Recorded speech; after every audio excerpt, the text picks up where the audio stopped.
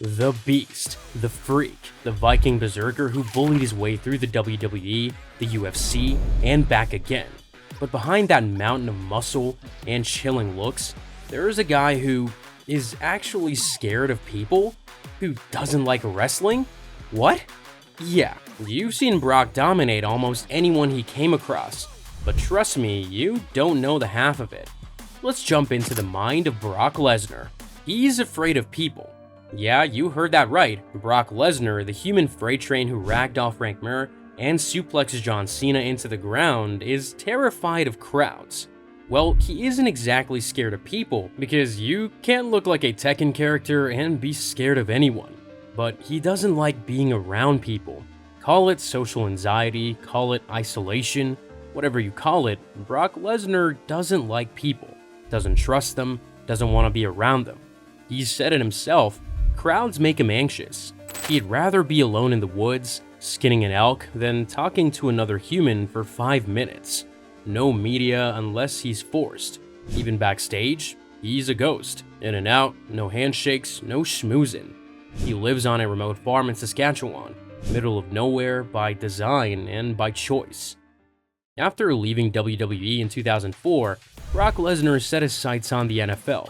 He had some high school football experience, but wrestling was his main path.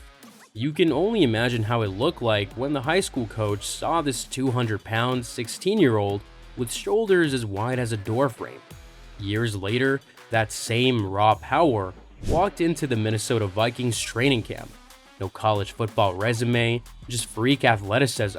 Brock lined up at defensive tackle during preseason, versing guys who'd been playing their whole lives. And he held his own. He played in actual preseason games. And he did it while recovering from a nasty motorcycle crash. Broken bones, torn muscles. Sadly for Brock, he didn't make the final roster. He won the NCAA championship with a broken rib. Most people would tap out with a cracked rib. Brock Lesnar, he won a national title with one. In 2000, during his final run at the University of Minnesota, Brock suffered a broken rib mid-tournament. He pushed through the pain and steamrolled his way to the NCAA Division I Heavyweight Championship. But don't get it twisted, this wasn't some fluke underdog story. Lesnar's college record was 106 wins and only 5 losses. He was already a monster.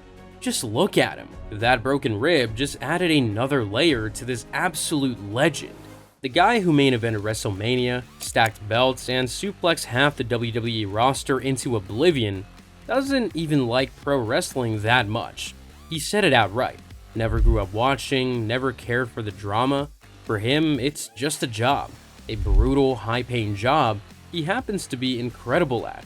He doesn't follow the storylines, doesn't watch the events, and he hates the backstage theatrics. Said he can't stand shaking hands with people he doesn't like. Calls it fake, insincere. Brock's not here to play nice. He's here to wreck shop and bounce. While most fighters launch a podcast or slap their name on a pre-workout, Brock took a different route. He became a licensed butcher. He launched his own line of barbecue seasoning, Bearded Butcher Brock Blend. Yes, that's a real thing. You can go online right now and order the same spice rub Brock uses when he's grilling elk steaks in the middle of Saskatchewan. One look at the guy and you could probably guess the man has a thing for hunting. Before he was the beast incarnate, he was broccoli. Yup. In high school, Brock Lesnar wasn't just the biggest kid in the room, he was the biggest thing in the building. At 15 years old, he was already 200 pounds, with shoulders wide enough to block the hallway. His childhood friend Justin Gaikowski gave him the nickname. "When you're young, nobody likes to eat broccoli," he said. So I called him that, told him he had bad taste. It stuck for a while. But hey, even broccoli grew into a nightmare, because why wouldn't he? Brock Lesnar once stepped into the ring with Akibono, a 500-pound sumo wrestling legend. It happened in Japan at K1 Dynamite in 2005. Akibono was a literal mountain. It was a match between an unstoppable force and an immovable object, but Brock didn't flinch. He took the fight, charged headfirst, and slammed the big man to the mat like it was just another day at work. It wasn't a technical masterpiece, but it was peak Lesnar. Raw aggression, full send. Look it up. Even Brock Lesnar isn't immune to getting cuffed. In 2001, police in Kentucky arrested him on suspicion of possessing controlled substances. They found a large amount of what looked like steroids in his possession. Steroids? Brock? Never! For most people, that would be a career-ending headline. But here's the twist you probably weren't expecting. The substances were completely legal. Over-the-counter vitamins and nothing more. Once the test came back clean, all charges were dropped. All just a big misunderstanding. Still, imagine being the guy who put Brock Lesnar in handcuffs. Bold move. We hope he lived to tell that story. Most fans know Brock Lesnar as the Destroyer.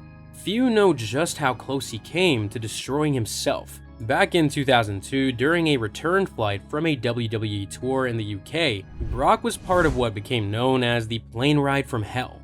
7 hours, private jet, open bar, a perfect storm. At the time, Brock was battling serious injuries and the kind of stress only WWE's non-stop schedule can deliver. To cope, he leaned heavy on painkillers, especially Vicodin and alcohol. He later admitted he was addicted. And then the perfect storm happened. He got into a physical fight with Kurt Mr. Perfect Hennig right there on the plane. A full-on wrestling match at altitude. They slammed into the emergency exit door hard enough to scare the crew into thinking the door might blow. That flight became notorious. Fines, firings, lawsuits, a complete PR mess. Brock didn't get punished, but it marked a turning point. He saw what the WWE grind was doing to him, and not long after, he quit. Brock Lesnar doesn't just dominate in the ring. Backstage, he made a habit of crushing egos at the arm wrestling table. During his early WWE run, Brock challenged pretty much everyone. One by one, he locked hands with the roster and showed them who's boss. But then came Kane, the red masked tower of muscle, a walking behemoth with the grip strength of a hydraulic press and the paw size of a dinner plate, the only one Brock couldn't break. For a guy who tossed Big Show like a sack of potatoes, that says something, and Brock was pissed. He absolutely hated the fact that he couldn't be top dog. Sometimes even monsters meet their match. If you have a death wish and want to take on Broccoli in an arm wrestle, hit that subscribe button.